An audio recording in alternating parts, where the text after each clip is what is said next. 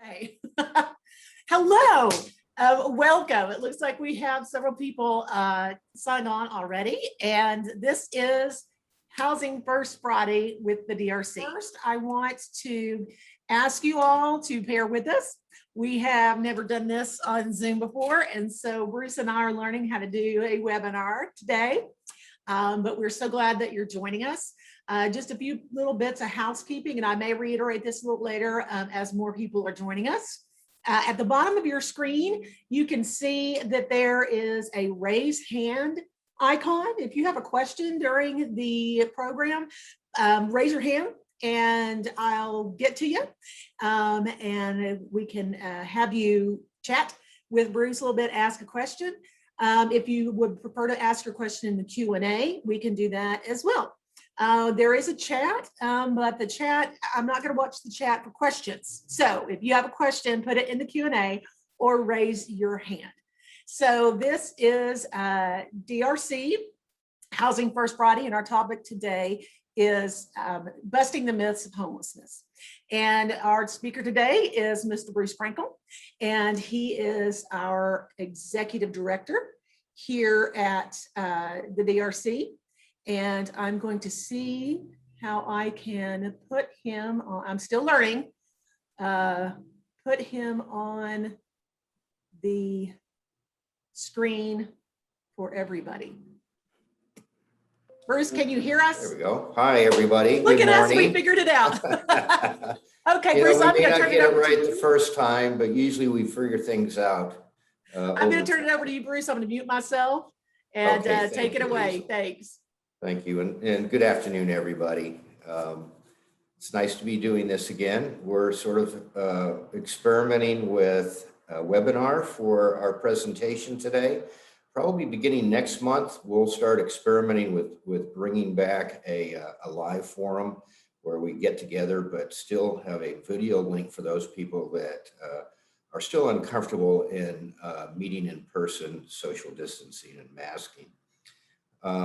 It's been a very interesting 14 months. I know everybody's life has been disrupted because of COVID. I know back in March when shelter in place orders were directed by the city of Fort Worth and the county, it changed everybody's world. And it changed a lot about how we address homelessness in our community. Gave us a different perspective on who those folks are that are homeless, how they find themselves in those situations, and what is a better response for us in being able to reach out to folks and get appropriate services to them.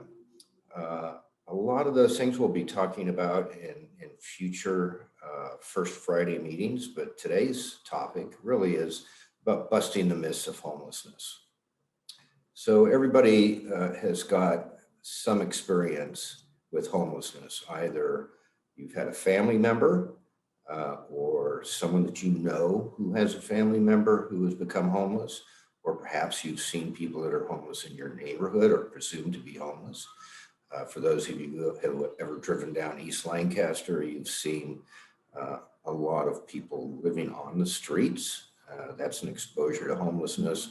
Or perhaps out walking, on a Trinity Trail or in our community in town, and you may have seen people that appeared to be homeless and camping out.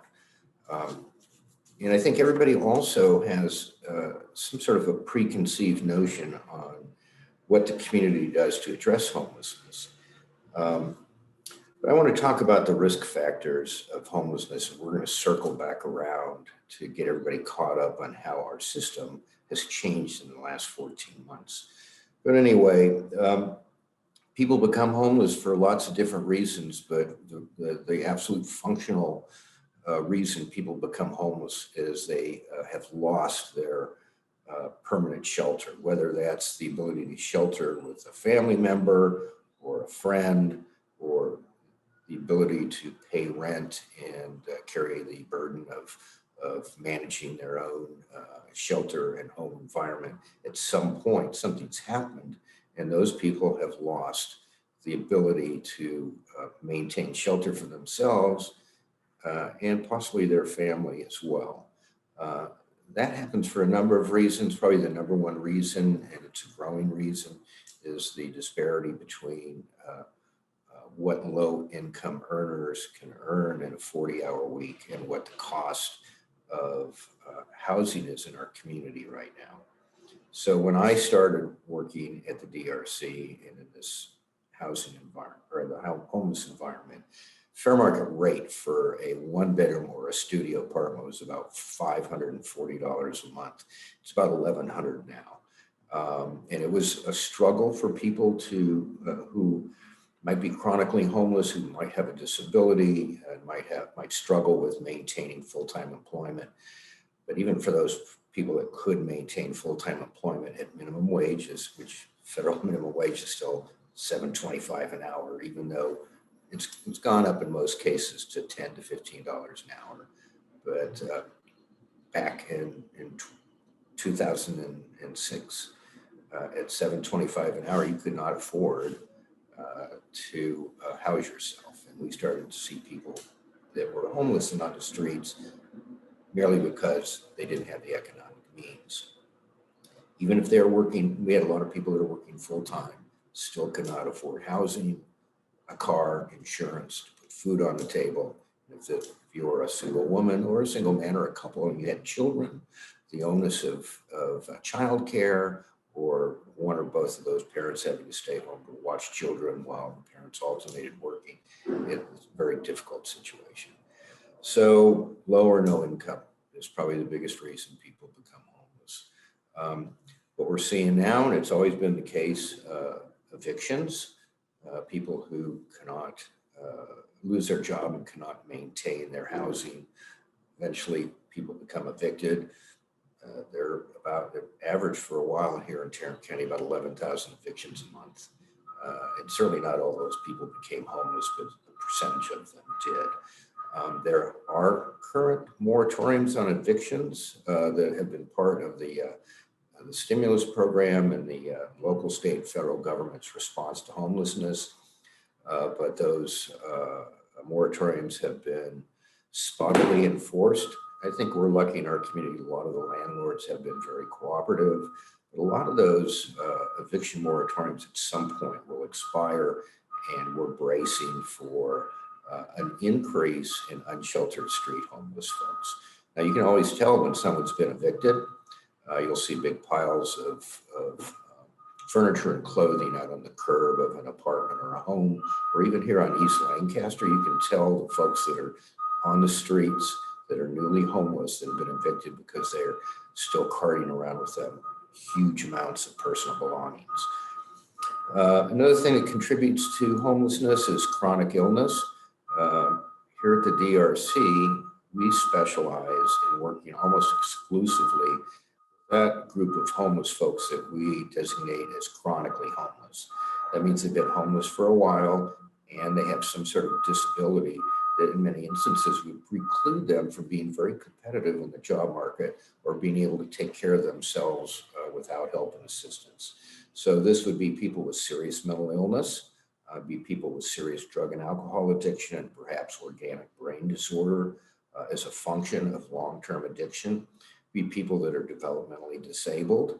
It might be people that are physically disabled for numerous reasons, whether it's cerebral palsy, a birth defect, whether it's someone has chronic or a fragile diabetic who may have lost a limb.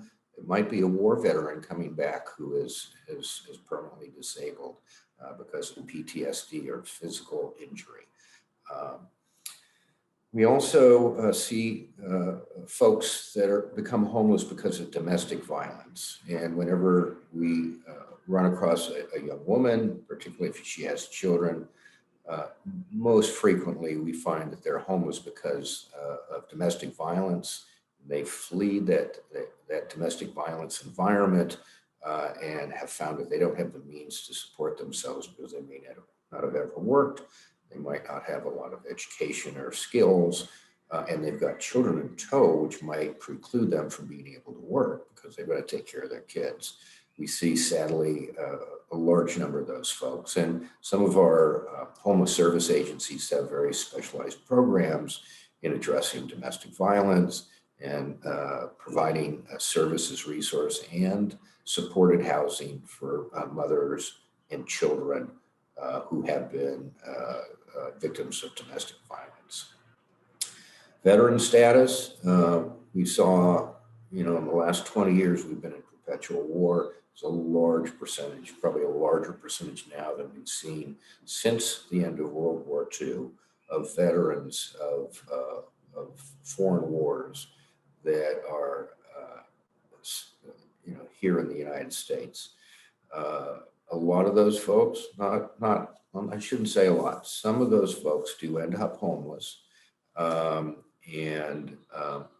They may have PTSD, or as I said, or they may have some sort of a war injury, which makes them a disabled vet. And there are specialized supports and services for the veterans population. People with chemical dependency, one of the things that we've found in the behavioral health care field is those folks with serious mental illness, like serious depression, bipolar disorder, or schizophrenia. Oftentimes, if these folks come from poor families where they can't afford health care or access it, which is a big problem in our country, but particularly in Texas, where oftentimes Texas ranks 48th, 49th, or 50th at the bottom of the barrel in terms of resources that the state general revenue that goes towards addressing alcohol and drug addiction and serious mental illness. Oftentimes when people who are younger or something traumatic has happened in their life, like going to war or domestic violence, and they find that they are now becoming mentally ill. We see these serious mental illnesses start to emerge in late teens, early 20s. And if people don't have access to appropriate health care and medicine, people start to self-medicate to really blunt the symptoms of those diseases. And oftentimes self-medicating means drinking or taking illegal drugs like opioids, methamphetamine, cocaine, and heroin even. And these tend to blunt the system or the symptoms of a lot of these serious mental illnesses. And before you know it, because people are trained to self-medicate, they become addicted to these drugs. So we now have folks with what's known as co-occurring disorder, having drug and alcohol addiction and serious mental illness. And for those folks that don't have family around that can support them, oftentimes they find that they don't have the skills or the resources to be able to work full time when you're seriously mentally ill or you're addicted to drugs and alcohol and they become homeless.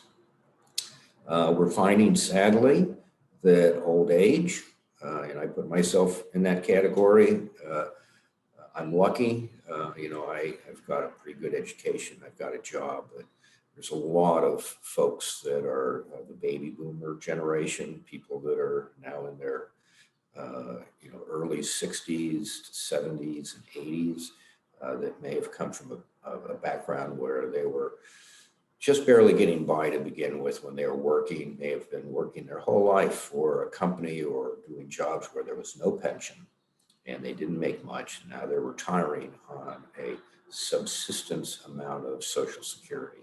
So Social Security at one point when it was first envisioned back in the Franklin Delano Roosevelt era, that Social Security would be enough for people who did not have pensions or other means of supporting themselves when they were old. And during the time they were working, they contributed to the pool of money that goes into Social Security, that would be enough for them to be able to survive, find a place to rent, food on the table, and take care of their needs.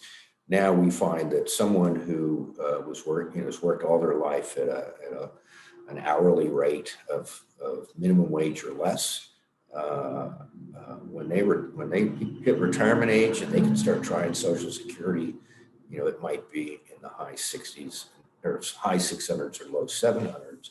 And in today's job market, that's not enough to rent a place to live by yourself, nor is it enough to pay for a car and insurance and food and healthcare. So we're seeing more and more, alarmingly enough, more and more folks that are senior citizens, people that are my age in their 60s and then their 70s, people that are parents' age, right, that don't have family support. And they end up homeless merely because Social Security is not enough to live on anymore. And they're old and they can't re-enter the job market. We also see a real sad phenomenon at the end of every school year, May and June. We see young men and women, children really, who are aging out of foster care as they graduate high school. And for these kids who don't have family members, they haven't been adopted. There's very little, they've got an opportunity to go to school for free in Texas if you age out of foster care, junior college, or even going to a four-year university. But it's hard to do that if you don't have some supports to pay for a place to live and food and transportation. And then also these kids are coming out of foster care really damaged emotionally. They come out with a lot of very debilitating types of behavioral health care problems. And we start seeing young kids, a large number of young kids on the streets in our community and on East Lancaster who, sadly enough, many of them become victims of the sex trade, particularly these young girls. It's really an awful situation. But we see that there just are not enough appropriate follow-on resources from the state to really help these kids as they age out of foster care. And we see people who might be kicked out of their home because they might be mentally ill, they might be a teenage mother in a family that's already having a hard time, caring for everybody. They might just be difficult, kids, and the parents might not have a lot of great resources themselves, nor maybe good parenting skills. And we see people just getting kicked out of their houses. And this thought that, well, you're 18, you should be on your own. Good luck. And we see, a lot of young people that are kind of lost without proper parental guidance to figure out how to become a young adult. Oftentimes, those ages between 17 and 26 are some of the most difficult developmental years for an individual as they make the transition from being a child to being a young adult and facing the types of problems that young adults and adults in our community may have to face and what it takes to take care of oneself. Then we also see a lot of people on the streets homeless that at one point or another have been incarcerated, either a local, county, state, or federal prison. There's very little rehabilitation that occurs when someone goes to jail. And imagine you go to jail when you're 18 and you might have a 10-year sentence. You come out, you're 28, you have no skills, you have no family, perhaps you have no family. It's a different world. You have the stigma of being a felon. It's very hard to get a job. It's very, very hard to find an apartment that will lease to you if you have a criminal background, particularly depending on what type of offense you were incarcerated for. And the way a prison and jail release works is you're released to the last zip code that you lived in. So we get 5,000-6,000 people every year that are released to Tarrant County, to the various zip codes around here. And unless they have family members that are still alive and that are willing to help them, a lot of times, because it's hard to get a job if you're an ex-con, it's hard to get a place that will rent to you.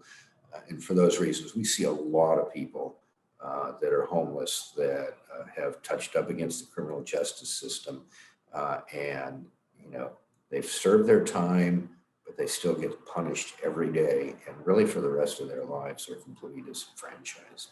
So there's a lot of systems issues related to homelessness. The last one I want to mention is institutionalized racism.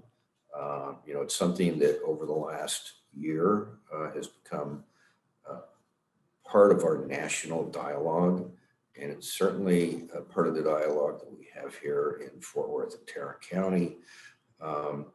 There are systemic features in our communities that have limited opportunities for people of color, people who may have immigrated here from other countries. And these are institutionalized features that we're hoping to address. That these features, reduce people's opportunity to get proper health care, to access better education, and to access the housing market. And that contributes to homelessness as well. So we're hoping that, over the next intervening years that we continue to have this dialogue. It's a very painful dialogue, but it's an absolutely necessary dialogue because it is a real phenomenon. So these are some of the reasons, some of the risk factors associated to why people become homeless. So someone might have all these risk factors and still not become homeless. There's some features about their personality where they're more pugnacious and determined, or maybe people just get lucky. And they self-resolve their issues around homelessness. In fact, that happens more than we might imagine, particularly for folks that are not chronically homeless, people that may not have a disability, but have become homeless for some of these economic reasons. Most of those people within several months and a little bit of support can self-resolve. So one of the things that we try to do, not just when I say we, I mean the whole community across the world of scholars who study homelessness, is try to better understand how these various factors play and why some people, even if they have all the risk factors, some people become homeless and some people don't. So it's not the case that everybody becomes homeless if they're down and out. But we are just going to focus today on those people that, for whatever reason, do become homeless, right? So homelessness, unfortunately, becomes a stigma that gets attached to people in a very unfortunate way. And that stigma of being homeless in and of itself can be a barrier to being accepted by the rest of the community. People that get that stigma, it's kind of like the lepers of our time, become disenfranchised. People develop biases or mental maps about what they think homeless is and isn't. And once someone self-identifies as homeless and other people recognize that mental map that a person that's homeless keeps of themselves often stays for a long time. It's very emotionally and psychologically debilitating. But when you and I, oftentimes with our biases, when we meet or see someone that's homeless, it's hard for us to imagine, even after they're placed in housing, that they're not still homeless or have some of the negative connotations that we conjure up emotionally and in our mind about who the homeless are. That sticks with people, and it's very damaging, not just to those individuals, but to us as an entire community that we sort of peg people, put people in we pigeonhole people as homeless, and it's a label that stays with people for a long time. So imagine, if you will, people that are homeless, really, they just don't have a home. It shouldn't be a label that defines them as who they are as an individual, any more than defining someone as coatless or shoeless or hatless would define someone in a very negative way. But homeless has a very negative connotation. And one of the things we're hoping to do with these types of presentations and dialogue is to really address how we can change our mental map of who people are that may temporarily be homeless, and how once they're no longer homeless, we stop referring to them that way. Homelessness should just be a description of what type of a resource person needs rather than who that person is. So that does beg the question, in our community, who are the homeless? I mean, who do we see that becomes homeless? And our community is pretty typical of communities across the country. There are some variations in terms of demographic mix, but in general, what we see in Fort Worth and Tarrant County is seen across the country. Both urban, and homelessness tends to be identified as an urban problem because when people are homeless, they tend to go to urban areas because that's where the higher concentration of services, resources, and potentially available housing is compared to rural areas. So, I'm going to read some statistics off to you, and I'm going to give you some references if you're more interested in delving into this. Every year there's it's known as a point in time count, where we go out as a community and survey at night in February or January all the people in our community that we can identify as homeless or living in shelters not suitable for regular habitation. Also people in the nighttime shelters, in jail, and in supported housing. These people are all surveyed, so we get a good idea demographically of who are we providing services to and who are homeless in our community that have yet to receive services. So generally what we find this year, and the agency is called Tarrant County Homeless Coalition, TCHC, and you can Google that. And every year they publish a report that gives a profile of who people are that are homeless in our community and how many there are. So I would encourage you, if you're interested, to go to their website. You can download the annual report and get more information. But anyway, most of the homeless, probably about 2/3 to 3/5, are single adult males.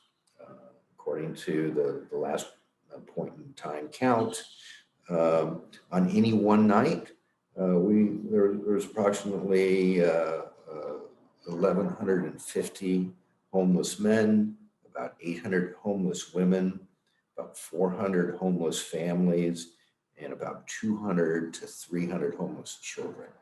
Now you take those numbers and you put them into this formula, and that equals about 21 to 2,200 homeless people receiving services or living on the streets in Tarrant County on any one day. That's our best guesstimate. But there's some people that we don't find, particularly folks that are camping out on, in more rural parts of our community. If you take that number and put it in a formula and multiply it by about 1.28, you'll get a more accurate count of how many people are probably homeless on any one day. Then we look at how many people can be accommodated by our shelter system. And we find that of these men and women that are homeless each day, about half of them are under some sort of supported or emergency shelter. Half of them are on the streets sleeping, or under a tree, or in some sort of a hidden or rural encampment. There's lots of people out there.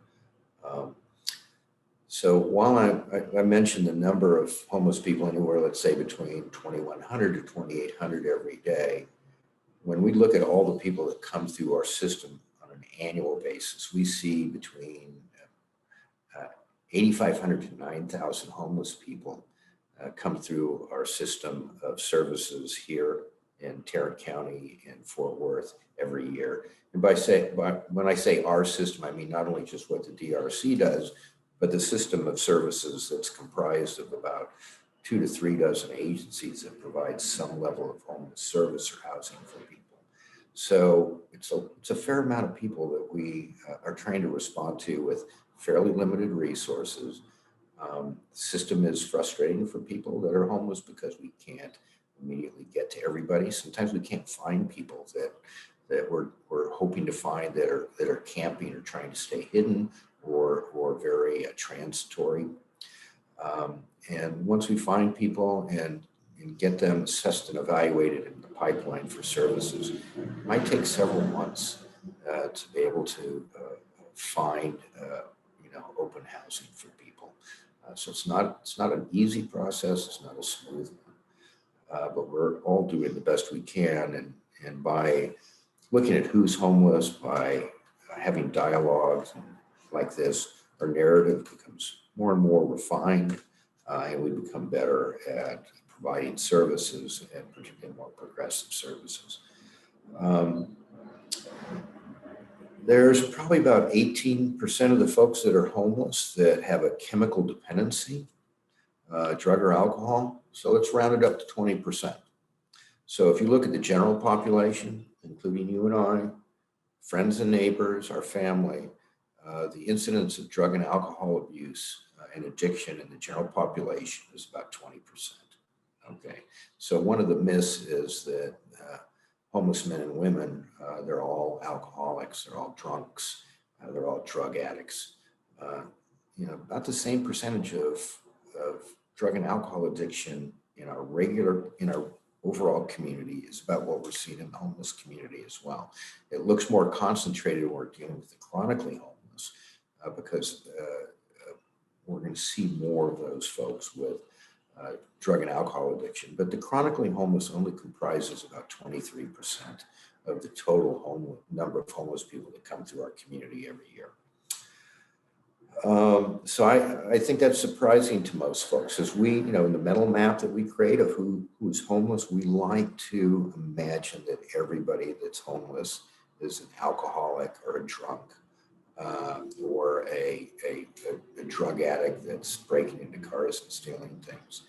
And the reason for that is oftentimes the people that come to our attention when we're out in the community or there's an article about something that's happened are the most extreme cases, and that's true of everything.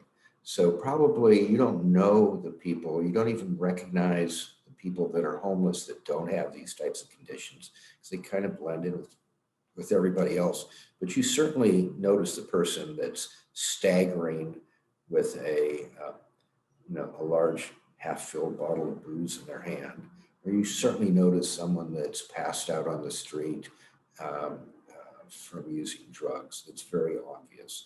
And we take, unfortunately, as humans, and this is true for all of us, we take these idiosyncratic experiences we have and we generalize them to all of our experiences. So we might have an experience with someone that's homeless that may be very disruptive in the environment, and we just assume that we generalize that impression of homelessness to everybody that might be homeless. And it's not right, it's not fair, but it's something that we do psychologically. The only way to address that is to have discussions like this and work together to refine and recreate a more accurate narrative of who the homeless are. So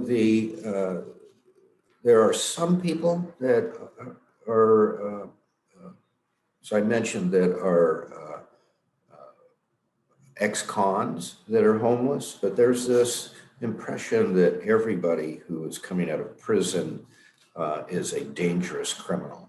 And I do want to say that when we, and not just the DRC, but the other agencies that work with folks that are homeless and screen them for housing in the community, we generally do screen out people that are extremely dangerous criminals, people that have been in jail because of domestic, because they beat their domestic partner up, or because they're a predatory sex offender, or because they've committed an egregious crime like murder or rape. We do screen those people. We don't really have a good solution for housing those folks because we are very conscious about not wanting to house people in general populations that could be dangerous. But the impression that everybody that's been to jail and is now trying to rebuild their life as a dangerous criminal is just not true. Many of the homeless end up in our local, state, or federal jails or prison system because of non-victimless crimes, prostitution, drug use, public intoxication, but the big one with homelessness is trespassing. You see people that are camping on the streets. Eventually someone complains, code comes and clears those people out. Police are right behind them saying, if you continue to stay here, you'll be arrested for trespassing. So we find a lot of people end up with a criminal record for non-victimless crimes, but mostly for the crimes of being homeless, for trespassing, because they're sleeping, somewhere where the owner of that property, whether it's Texas Department of Transportation or whether it's a private citizen, insists on pressing charges. Homeless because someone might have stolen or not paid for food because they were hungry. Someone is sent to jail because of public intoxication or just being kind of out of their mind because they might be high or something like this, or because for young women or even prostituting themselves as the only source of income, or men that have sought prostitutes. People end up in jail. They're not dangerous. In many cases, people are remorseful. They want to rebuild their lives. They've paid their time. They've paid their dues. And they're not dangerous criminals, even though they may have a criminal background. But we tend to assume, because we might have read in the paper about some homeless man or woman or some transient that's come through our area who's committed a very dangerous crime, that everybody that's homeless is dangerous. In fact, the crime statistics show that homeless men and women are the least likely to commit a dangerous offense like assault or battery or worse. And in fact, homeless men and women are the most likely to be the victims of assaultive crime. So we're looking at victims who are, in most cases, not dangerous criminals. And then there's this myth that people become homeless by choice. This is a real popular trope, and it goes way back, 100 years, 120 years, that if only these folks would pull themselves up by their bootstraps and work as hard as I've worked or you've worked, that they wouldn't be homeless, and that they're homeless by choice. Some of that narrative is interwoven with institutionalized racism. Some of that narrative is based on a more conservative interpretation of what it means to be a citizen and how people need to take care of themselves and make contributions to our community.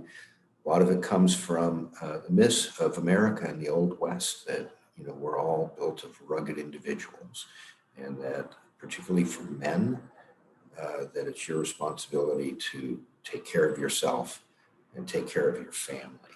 So it's a double-edged trope, homeless by choice. I've been working in this field since the mid-70s. I've talked to thousands of homeless men and women and hundreds of professionals who have worked with homeless men and women. And I have yet to come across anybody who said, I'm homeless by choice. Homelessness, if you've ever spent a week camping, can be very challenging. Imagine if you're camping for years. It's very, very difficult. It's very trying. So we tend to put in our mind a profile, mental map of who the homeless are based on misconceptions, based on myths, based on tropes. And in fact, the data show that that's not who the homeless are. My office is right here on East Lancaster. There's lots of ambulances that go by. I'm going to pause for just a minute and let this one go by.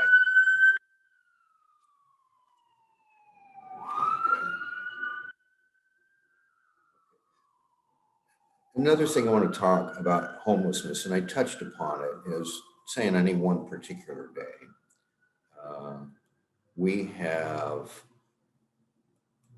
say, 2,800 people, 2,100, the number's kind of arbitrary, people that are homeless.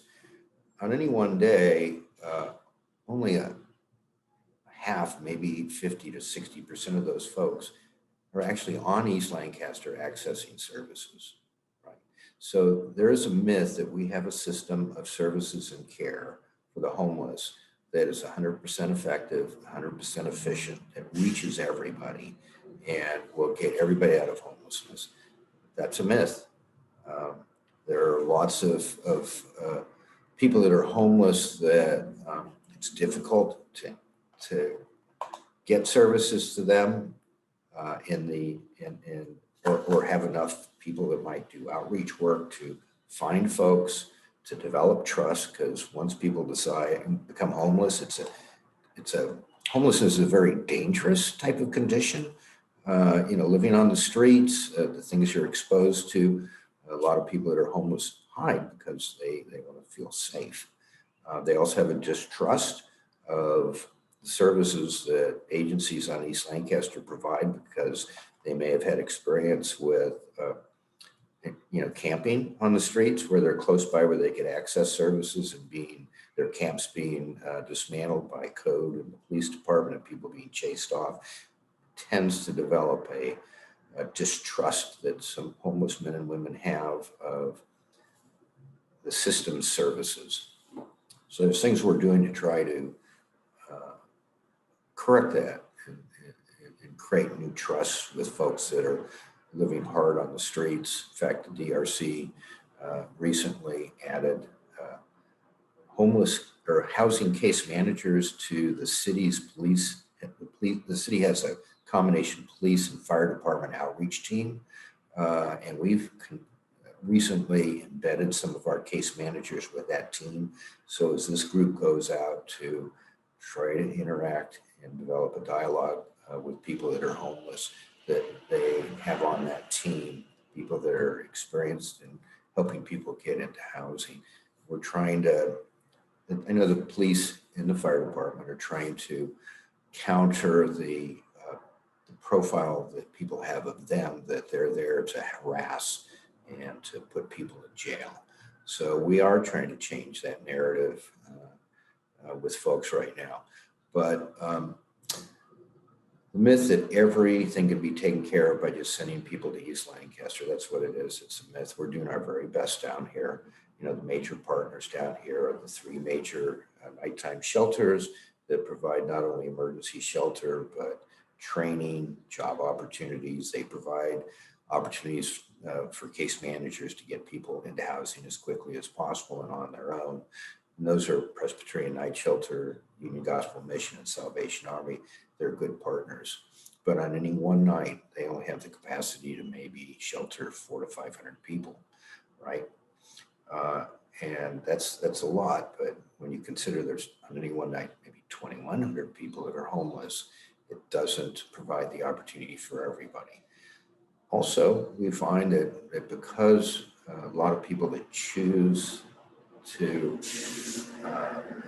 sleep on the streets rather than in the emergency shelters,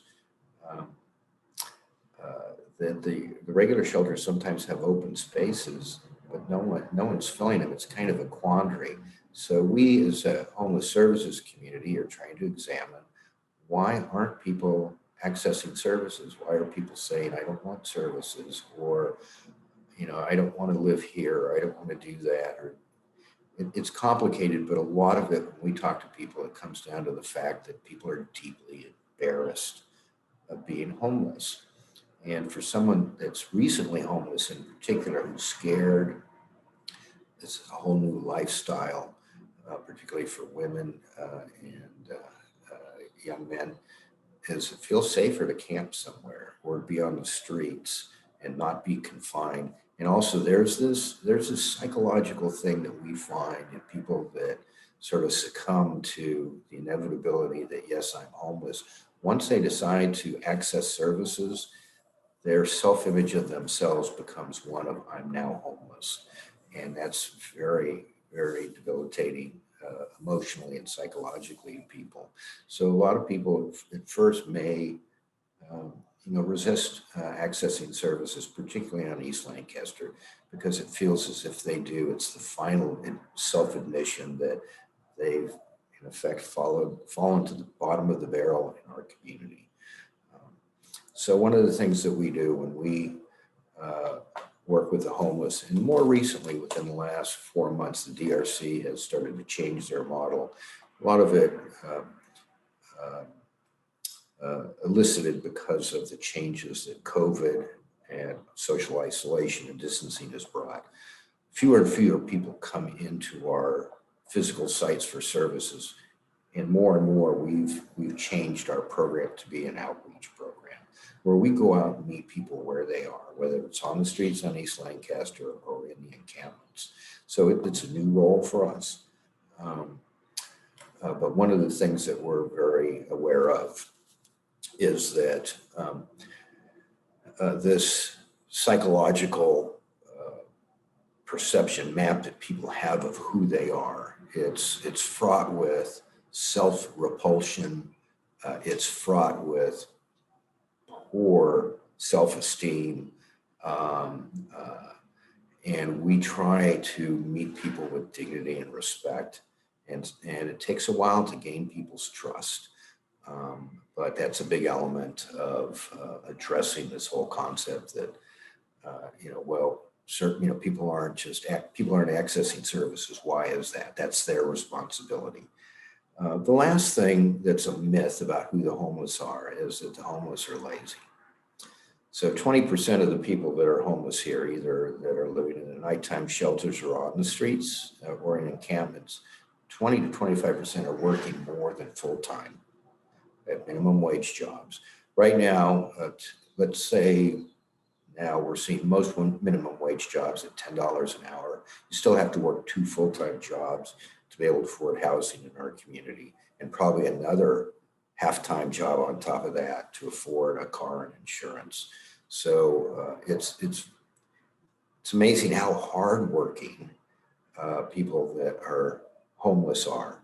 So not just the people that have jobs and are still homeless because the economy just doesn't work at what we're paying at the lower scales of jobs and as the cost of housing escalates. But for those people that aren't working and are on the streets, you have no idea the amount of energy and creativity and gumption it takes to survive on the streets. Being able to get food every day, being able to find some safe place to sleep at night, developing friendships and coalitions with other people that are homeless to help keep you safe and affiliated, the amount of effort that's required to tackle the bureaucracy and all the forms that need to be filled out and the time it takes to start the process of finding housing, the energy it takes to deal with illnesses, whether they're mental health illnesses or physical maladies, when you don't have access to a nice bed to lie down in every night, where you have to access a system where, again, you're kind of at the bottom of the waiting list. And the amount of energy it takes to get from point A to point B if you don't have a car in our area. Public transportation is very limited. There are no free bus passes for people that are homeless, other than the ones that agencies like mine or other agencies might purchase for tea at a discount to give to people. But if you've ever ridden the bus, it's very time intensive. It takes a lot of planning to get across town where you might need to change buses several times. It takes a whole lot of work to be homeless. And it's much more arduous than any routine I can think of that you and I probably go through in our daily routine of living and surviving. So one last myth I wanted to talk about, and I did touch upon it, and that's the myth that we have a system of services and resources and care for people that are homeless, that all you need to do is pick up the phone and say, I found a homeless person when I was on my walk. Can you go out there and take care of them? And I wish the system worked that way.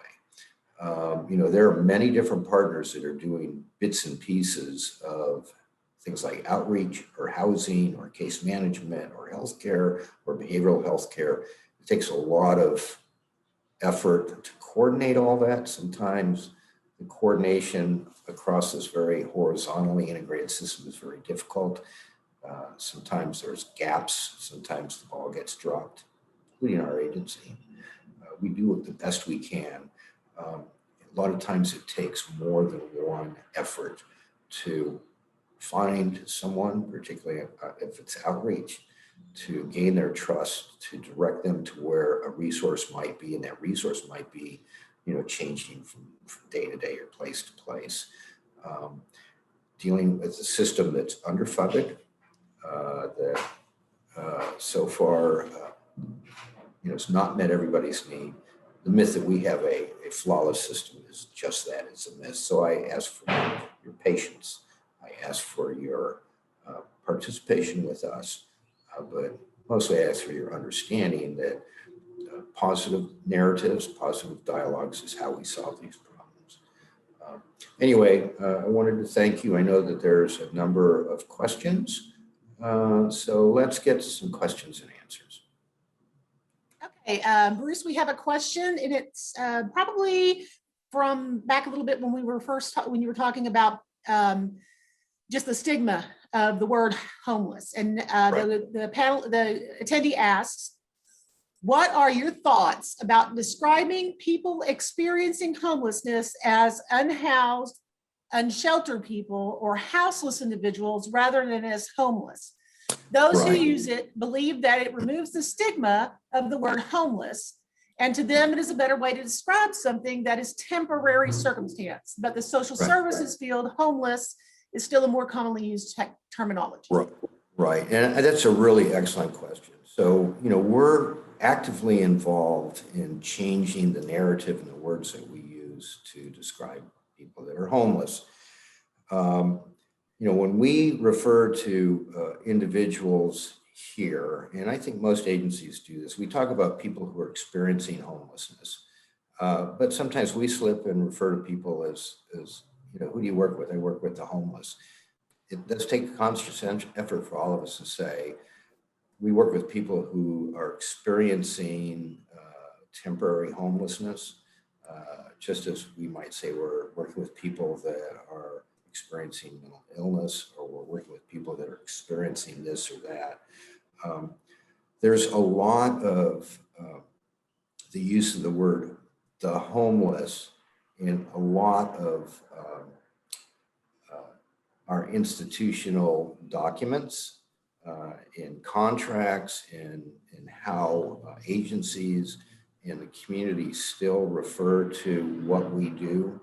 But I think it's a good point. I know that I have to check myself a lot. And I know that when I'm in meetings with colleagues, and particularly here at the DRC, we're very cognizant of the fact that the words we use, can be harmful and stigmatizing people. But it's a very good point. There is, an awareness in our colleagues and my colleagues and a lot of the stakeholders that we need to be more conscious about how we change our language.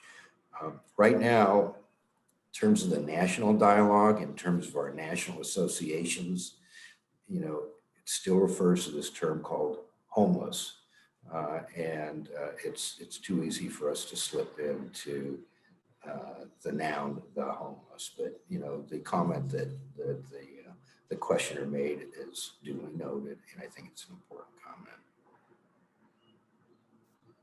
Okay, anybody else? We've got time for some questions. We saved some time here at the end for you all. You can either click raise your hand down at the bottom of the screen or type your question into the Q&A box. Y'all don't make me sit here and chat with Bruce, because I chat with him. Okay, well, I'm going to close here with just sort of a 5-minute closer. Okay.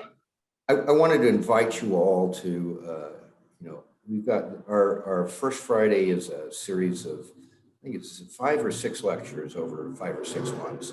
And we cover various topics. We try to get a little bit deeper. We try to evoke in you more provocative questions like the one we just got about how language can misdirect our efforts by stigmatizing people, or language also tends to sort of put blinders on and limit our perspective on possible solutions because of our biases using language. I think that's a provocative question that was brought up. We hope, it is our hope that these lectures or these meetings once a month will encourage people to be to dig deeper about the phenomenon of folks that become homeless and what the system is or isn't. That it's only by changing the narrative that the behavior gets changed. And this is our effort to really intervene at a much more sophisticated and much more cognitive level. So I hope you'll join us.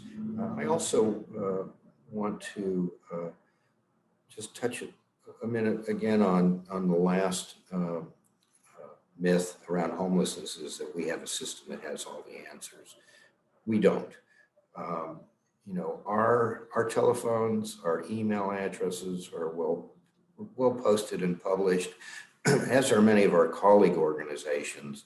And we encourage you to reach out and have dialogue with us as the professionals when you see homelessness and you become upset or you become concerned. You know, oftentimes it takes a fair amount of dialogue to understand what can or can't be done. And all the best ideas I've ever had in my life were not my ideas. They were ideas that were brought to me or brought to my attention, either in a positive or a more scolding tone, about what, you know, potential there are for new solutions that are more effective than what we currently do. And I would say that a lot of the evolution of the DRC, and I see us as as a fairly progressive organization, has been spurred by discussions, dialogue with citizens like yourself, and a change in our narrative and our approach to homelessness. So I would encourage you to continue to participate in these free events. And I do want to point out, this is not a fundraiser. We're not asking for money. We don't expect any. What we do want is your participation, your thoughtfulness. And then you are invited to, you know, email me or text me or call me. I'll tell you, texting is the best way to reach me now. One of the things I've found with COVID and the disruption in how we communicate and how we space ourselves, that texting is on every occasion will get my attention, where telephone, I'm on the telephone a little bit, not so much. A lot of times I'm not just sitting at a desk all day long answering emails. You know, I might be, you know, going to different places out in the field. You know, it's just different. Texting is a good way to get a hold of me. And I might add, we don't have all the answers.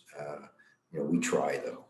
We know that we're fallible, not just the DRC, but the entire system. That only changes by your involvement. So I really want to thank everybody. One last call for questions. Liesl, do we have any more that came up? No, so you'll see in the chat that my email address and my cell phone number is posted. And I ask you, if you're going to call or use the cell, to text me first so I know who you are, because I usually do not answer the phone if it's a number I don't recognize, because there's so much spam out there. So Liesl is saying, text him, trust me, that's absolutely true.